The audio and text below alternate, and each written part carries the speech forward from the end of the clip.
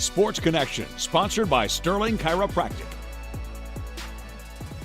Welcome into Sports Connection, Lauren Floyd and Brian Webb, and we just wrapped up district play and regular season play. We had some non-district games just to wrap up that regular season play, heading into the playoffs next week for high school football, and we did have one team that went undefeated in the regular season. Playoffs! Here they come. But before we get there, I would like to take a little bit of a minute here. Chad Griffin, congratulations. First time ever Hart County Raiders have had a perfect season. Last year was the first playoff they'd ever been into and hosted, and they're going to be hosting another one. But beat a really good Campbellsville team who were also 9-0. Right. So we knew somebody was coming out with a 0 on the right side of the win-loss column. Congratulations to the Raiders. I had Jackson Shoulders on my radio show Monday. What a fine young man he is. And I had Coach Griffin on Friday night, and he said he talked to the coach at Campbellsville and was like, why did we schedule this game?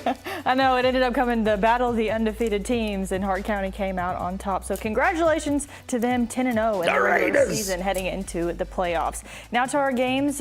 Other games on Friday. We're going to take things out to South Warren. This one was actually on Thursday night. They had a Thursday night battle and a rematch where Logan County took the win last year, but this one was all Spartans. South Warren defeats Logan County 42-6. Bryce on the button. Yeah, talk about on the button. That pass that he had to Isaiah Rigsby was absolutely insane. Dart or dime, as you kids call it, but you know he just broke the. You know, we had Deuce broke the all-time record there at Bowling Green, and we've got our other junior across town who just broke the single-season record for the Spartans, which is amazing. But he also has a couple hundred yards to break the all-time at the Spartans. And I said at the start of the year, these two kids were going to rewrite the record books for their respected schools, and they've done that, Lauren. And Button had 3 and a rushing touchdown in this one, but great stuff. And then Davin Yates took on a severe injury. I know. I was there for it, and I saw that happen. So, I mean, I'm just hoping that he will be okay. We've gotten good news. I won't go into it, but good news coming out of the Logan County football camp. So South Warren is going to host Madisonville this upcoming Friday. Madisonville, North Hopkins, and Logan County will host John Hardin. Over to Bowling Green and St. X. Bowling Green taking that loss 27-12. No CJ Sweeney. He's out for the rest of the season. Trying to find that depth on the receiver position now. I mean, obviously you have Travie Barber, but just trying to expand those receiver positions heading into the playoffs. Yeah, Travie, I think, threw one in this one as well. Got him a touchdown. You know, the defense at St. X was just, they just put up an iron curtain. I know. And, you know, maybe it's a good thing for the Purples to taste a little bit of that because they're getting ready to hit some good competition. Maybe not a big game coming up in their playoff matchup with Apollo, but they're definitely going to run into some folks. Moving over to Greenwood, same score, different kind of outcome here. Greenwood takes the win 27-12 over Union County. Oh, they're trying to tickle. They can't tickle Elmo. Union County, that was their first loss of the season. So, yeah, they were also undefeated. You're right. I know. So that was their first loss of the season. I called this one. Greenwood will go to Graves County on Friday to start off the playoffs. On the road. Then moving over to Franklin Simpson. They took on Warren East. It was a highly defensive game in this one to start out. Then both teams kind of started to find their footing.